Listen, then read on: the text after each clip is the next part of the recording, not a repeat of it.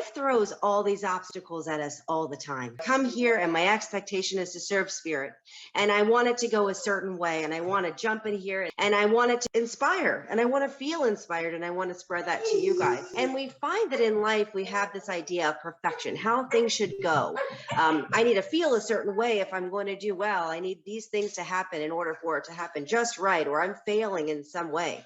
And the truth is, it really comes down to showing up and really working through these kind of little instances in life that are surprises, that are unexpected, working with the things that are coming, because sometimes that's what makes it so beautiful. That's what gives you inspiration. That's what really just filled me up.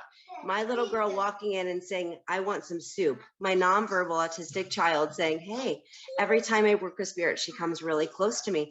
But it's all these things in your life that we find are distractions or messing things up or getting it messy that we think are ruining it, or why we can't be successful in doing something. And the truth is that we can.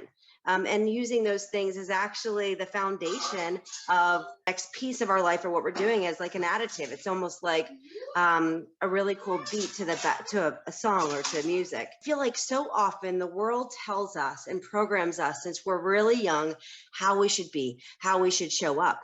We're born this unique way, this unique shape, right? That we feel inside of us, and we have this bright light even before we can talk. We have a personality, we have a presence about us that when you walk into a room, you change, you shift the energy just by your simply being there from a young age to no matter where you are in your life. And I heard the piece about the puzzle this morning, and it really did resonate, because oftentimes we get so excited that we shine bright, and that makes some people feel uncomfortable. And then we feel like we're doing something wrong, or they're not going to like us, or something must be wrong if I'm shining this bright. And then you start to dim it. You start to dim your purpose. You start to dim what you're doing. You start to change your shape of your puzzle. You start to change the uniqueness of you for somebody else's comfortability, or your perception of what's making them comfortable or uncomfortable. That's a thing that I think that all of us are working through, is finding out who authentically we are. We're all made originals. We all have our own shapes and sizes and colors. And that's what makes us magical. That's what makes us who we are. And that's what we're trying to find. We're looking for the sole purpose, this big booming, you're supposed to be a doctor, you're going to change the world, you're going to solve this or do that, or this is what you're meant to do.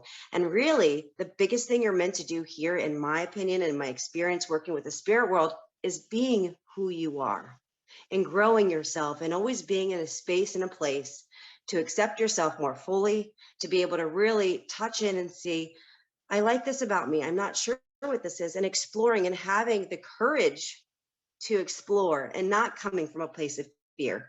And when you feel those things that ignite your soul and you feel passionate about, to follow those inspirations and not go to a place of fear or shrinking, and really step into it, because these are all clues into who you are.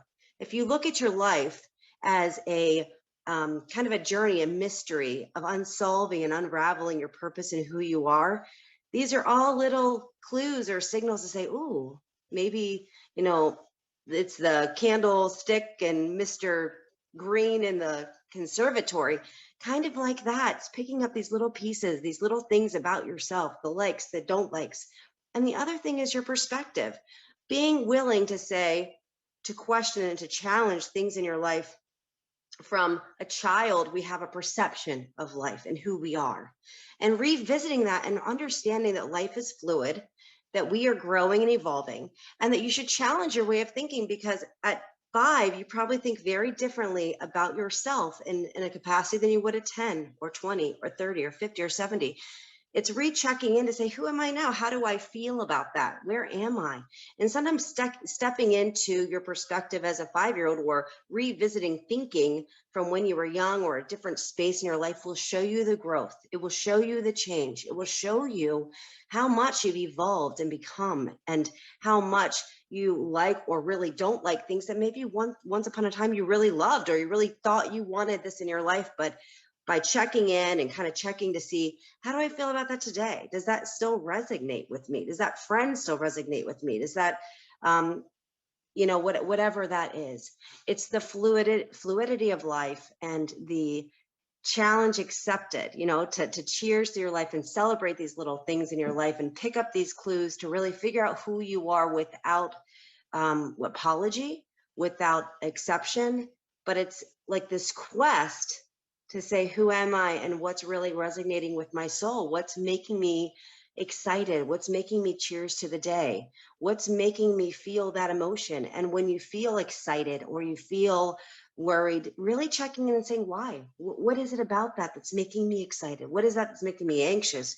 Really feeling and being in tune with your needs and your wants is going to help you grow into that person you're supposed to be.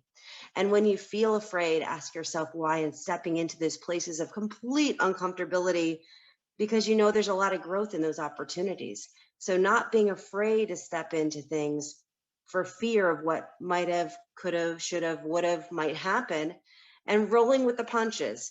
Having my daughter come in today totally knocked me off what I was doing, or hearing myself talk, but flowing with it. That was part of my process today. It was part of showing up.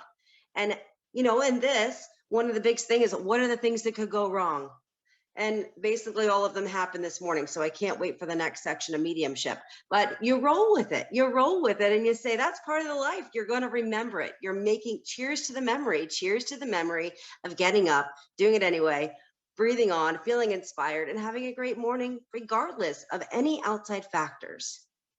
We are constantly bombarded with sensory things from other people, the news, from our environment that tell us how to feel and that make us feel certain ways. And it should be coming from the inside out. Happiness and growth happens from the inside out.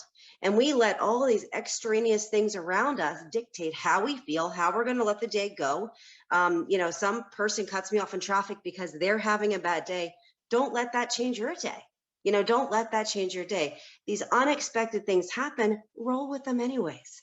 And stop and say, wow, that person must have really had a bad day. I'm going to send them a little extra cheer today because they obviously need it. They're in a place of ugh, and I'm not going to stay there with them. So it's not about me, it's about them. And that's a decision that they've made, maybe from an impact of how they were feeling in their environment that morning. Maybe they spilled coffee all over themselves, whatever.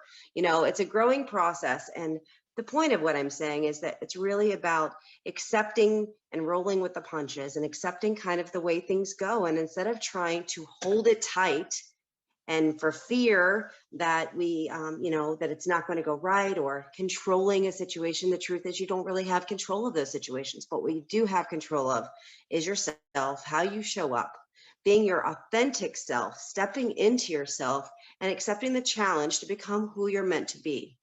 Despite everything around you, challenging your thinking, challenging really the way that the world tells you need to be. And that's the hardest thing. It's really it's like this inside solo mission. And we give so many other things so much control or so much space to be able to impact or influence that. And truthfully, you have the power within you to not let that controller dictate your path. So it may interrupt something, but then how do you step to that? How do you step into that and learn from that, grow from that, experience that, and make it a memory? Don't make it your day. Don't make it change your mindset. Stick to really that perseverance of saying, I want to grow, I want to learn, and I want to figure out authentically who I am and how I want to show up in this world. Thank you guys today. I'm sorry it's been kind of a morning, and I hope you guys can roll through your day too, and through the unexpected hills and crying and rainstorms or whatever you're facing. I hope that you accept that challenge and do it anyways.